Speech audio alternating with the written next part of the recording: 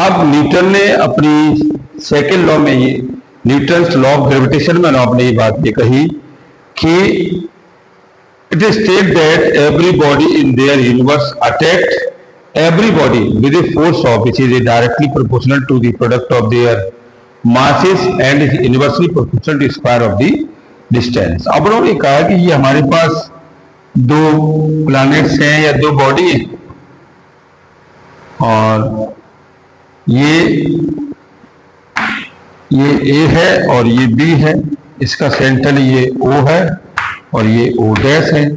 इनके बीच का जो केस है ये हमारे पास कितना है, R है। ये बॉडी हमारे पास, इसका मास ma है और इसका मास mb है। तो न्यूटन ने अपनी बात में कहा कि जो लगने वाला जो फोर्स है इनके बीच में अट्रैक्शन वो डायरेक्टली प्रोपोर्शनल हो जाएगा ma और mb के साथ, यानी F प्रोपोर्शनल ma mb के साथ। और इसी को हमने आगे जनरेट किया तो ये r स्क्वायर के साथ आ गया। इसको अगर हम बनाते हैं तो F प्रोपोर्शनल ये आपके पास आ गया ma mb upon r square, F proportional ma mb upon r square, और ये जनरेट फॉर्मूला हो जाएगा F equal to G ma mb upon और ये r स्क्वायर के साथ। तो ये फॉर्मूला यहाँ जनरेट हुआ। इसको उन्होंने वेक्टर फॉर्म से भी इसको डिसाइड किया है। तो इधर इसकी वेक्टर फॉर्म और देख लीजिएगा। तो वेक्टर फॉर्म में उन्होंने कहा कि ये हमारे पास कोई भी दो बॉडियां हैं, एक ये m1 और ये m2, ओ से ये वाली पोजीशन ए है तो ये r1 मान लीजिएगा और ये वाली हमारी है ये r2 है और ये b है। इसको इससे मिला दिया ऐसे। तो एक फोर्स हमारा 1 से 2 की ओर लग रहा है, एक फोर्स हमारा 2 से 1 की ओर लग रहा है। चाहे आप इधर दे लीजिएगा या आप इस डायरेक्शन में ले लीजिएगा। तो इसके बीच में जो है अगर हम 1 से 2 की ओर आए तो एक बार तो ये हो जाएगा, एक बार ये हो जाएगा r2 1 के साथ।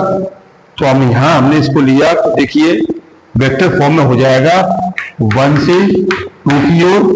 तो F12 इक्वल टू ये G और ये m1 और ये m2 अपॉन और ये r12 का होल स्क्वायर और 12 का यूनिट वेक्टर। अब उसी तरह से इसको हम पूरा कैलकुलेट करेंगे तो ये हो जाएगा 12 equal to G m1 m2 upon और ये r12 की क्यू और ये आपका 12 वेक्टर के साथ आ गया।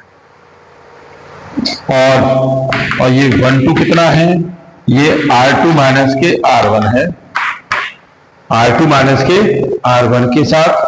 तो ये वैल्यू हमारे पास बन के निकल के आती है G m1 m2 अपॉन और ये r2 माइनस के r1 की पावर q और ये आपका हो गया r2 माइनस के r1 के साथ। एक इक्वेशन तो ये हो गई। अच्छा, तीसरी इक्वेशन है फिर 2 से 1 की ओर चलते हैं। तो ये F21 तो ये G m1 m2 upon r21 का मोड का स्क्वायर और ये 21 का यूनिट वेक्टर। इसको हमने चेंज किया तो G m1 m2 अपॉन और ये r1 माइनस के r2 का स्क्वायर और ये r1 माइनस के r2 अपॉन और ये आपका आ गया r1 माइनस के r2 का मोड। तो ये वैल्यू हमारे पास आ गई G m1 m2 और ये r1 माइनस के r2 अपॉन और ये r1 माइनस के r2 की मोड की पावर q। तो ये वैल्यू हमारे पास आ गई G m1 m2 और ये r1 माइनस के r2 अपॉन और ये r1 माइनस के r2 के साथ की q। अब यहाँ से हमने इसमें से कॉमन ले लिया तो देखिए F21 की वैल्यू आप यहाँ से आ गई ये माइनस के G m1 m2 और ये आप इसे r2 माइनस के r1 कर लो और नीचे भी आप R2 माइनस के R1 की मॉड क्यू कर लीजिएगा। अब दोनों को कंपेयर कर दो, तो कंपेयर करने से हमने क्या देखा कि ये जो वैल्यू है 1 2 ये माइनस के F21 के बराबर आ गई। तो ये हमारे पास केपलर्स की बात को डिफाइन करता है। तो केपलर ने अपनी बात को जब डिफाइन किया तो न्यूटन से अपनी बात निकाल के लेके आए, तो उन्होंने ये कहा कि ये न्यूटन के थर्ड लॉ की प्रॉपर्टी को फाइंड करता है और ये वेलेंट